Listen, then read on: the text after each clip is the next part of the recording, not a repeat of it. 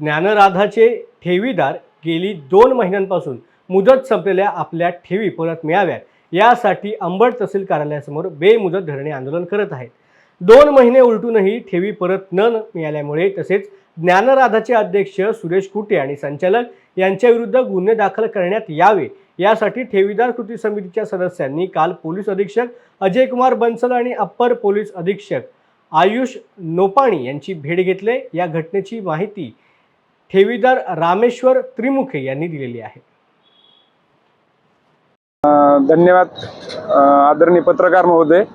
आज जिल्हा पोलीस अधीक्षक अजयजी बंसल आणि अतिरिक्त पोलीस आयुक्त अधिकारी नोपाणी साहेब या दोघांची आज आम्ही भेट घेतली।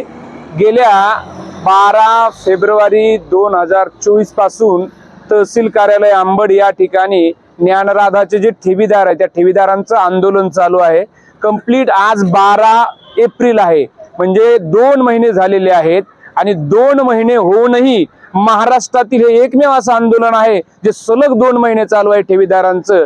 आणि या ठेवीदारांच्या ज्या ठेवी आहेत त्या आजपर्यंत ज्या प्रमाणात आहे त्या प्रमाणात त्या परत मिळालेल्या नाहीत आणि म्हणून न्याय मागण्यासाठी आम्ही वारंवार पोलीस अधीक्षक यांची भेट घेत आहोत। आणि आमचं सर्वात प्रथम मागणी आहे की ठेवीदाराच्या ठेवी परत द्या।